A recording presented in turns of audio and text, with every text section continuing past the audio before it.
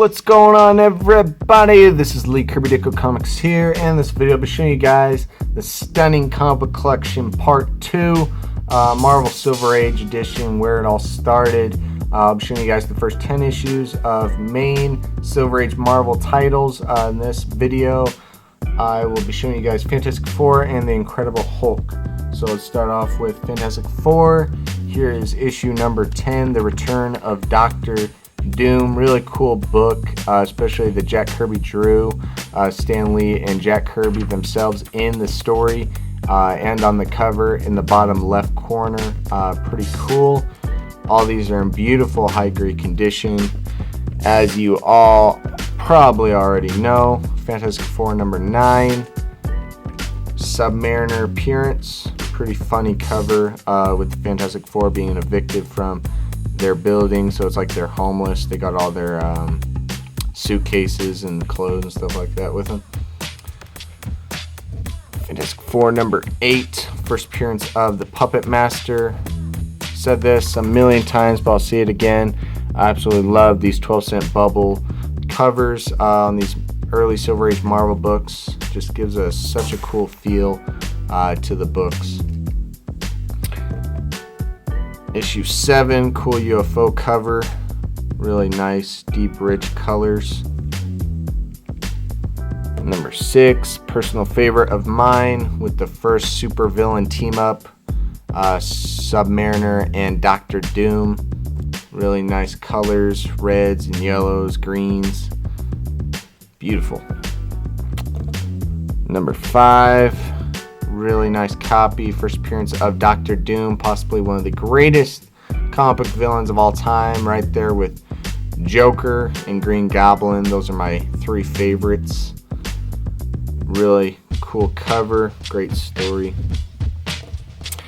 Number 4, first Silver Age appearance of Submariner, one of those cool villain hero kind of superheroes that actually were in the golden age of comic books, and got reintroduced into the Silver Age, much like Avengers. Number 4 with Captain America. Cool story behind that one with Strange Tales 114, them trying out Captain America, which is interesting because they didn't try out Submariner in a prototype issue before this. They just went ahead and introduced them into the Silver Age, into their first ever Silver Age Marvel title, Fantastic Four. Apparently the world's greatest comic magazine, which it is pretty amazing. Number 3, this is a great issue if you can't afford number 1. Mainly because the first 2 issues, the Fantastic Four weren't dressed up at all, and they really kind of, Marvel, before they introduced their first, superhero title, the Fantastic Four, they were producing a lot of monster books.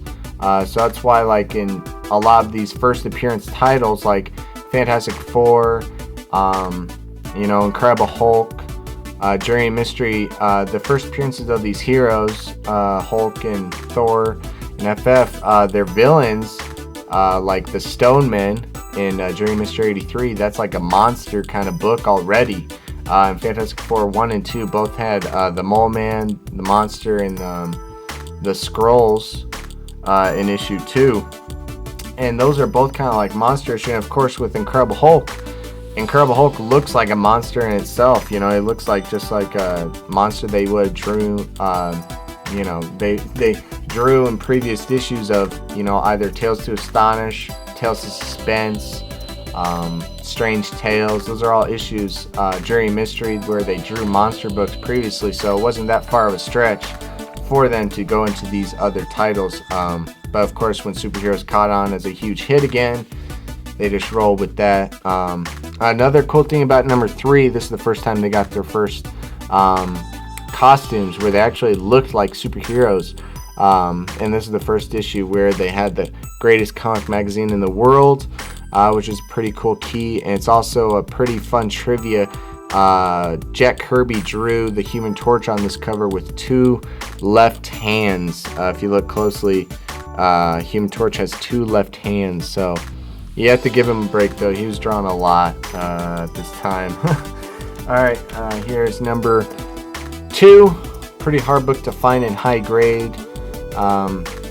First appearance of the Skrulls. Again, it's kind of weird seeing the Fantastic Four in these first 2 issues without their costumes on.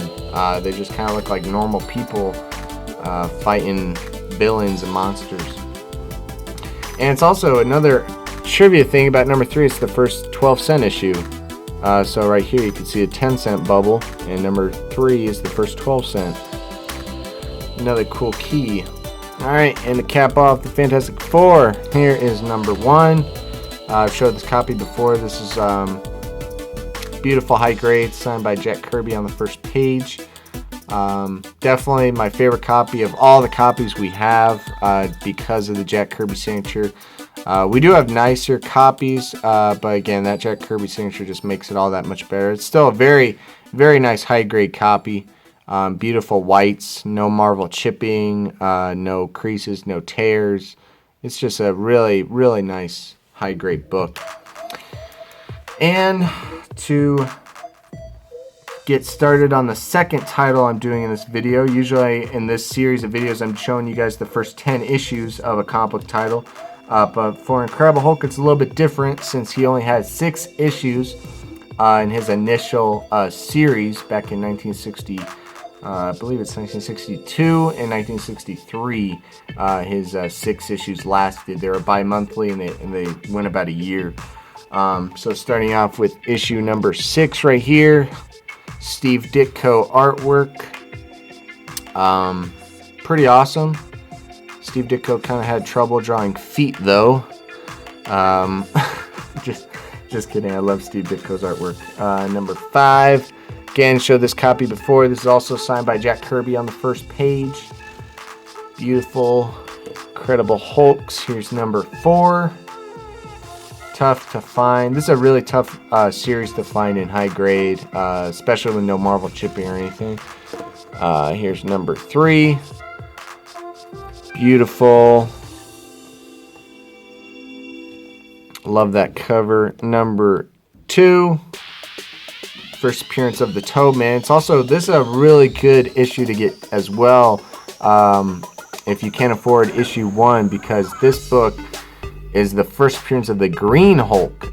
So you could actually get this book and have a really big key issue for not just being the second appearance of the Hulk, but it's also the first appearance of the Green Hulk.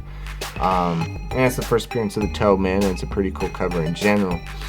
And there is number 1 to end this video, to cap it off. Incredible Hulk number 1. So this video definitely sums up this series in general. I'll be showing you guys obviously the first 10 issues of all Silver Age Marvel titles, but this is really a great point in this series to show literally the first 2 Marvel titles in the Silver Age. You know, they first came out with the Fantastic Four, and then they came out with Incredible Hulk soon thereafter.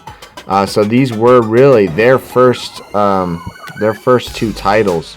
So it's really cool to do a video showing you guys, you know, these 2 issues. And a quick thing about Incredible Hulk number 1: the reason why he is gray in his first issue, the ink, you know, guy in charge of the printer and the colorist at the time, gray was just a super tough color, since they wanted to pick a neutral color for the Hulk in general, and they picked gray, and it was just super tough for them to stay consistent in the panels. I showed the insides of this book before in a previous video, where you can see I point out where there is so much inconsistencies. In some panels he's green, in other panels he's like a really dark gray, in other ones he's really light gray, in other ones he's real blotchy. Just was terrible. So in issue 2 they just switched to green, which was much easier to maintain. So yeah, there's a little history on Incredible Hulk, which Incredible Hulk number 1 is definitely one of the toughest early Silver Age keys to get, especially in high grade. It's just a super tough book to find. So yeah, guys, that's actually going to put an end to this video. Make sure you hit that like button down below if you enjoyed watching. Comment your thoughts down below. Which one of these two titles do you like more? Do you like Fantastic Four? Do you like Incredible Hulk? And if you haven't already, make sure you hit that subscribe button to see all of my future comic book videos. And yeah, that's going to be it, guys. Thank you guys for watching, and I'll see you guys in my next video. That's all, folks.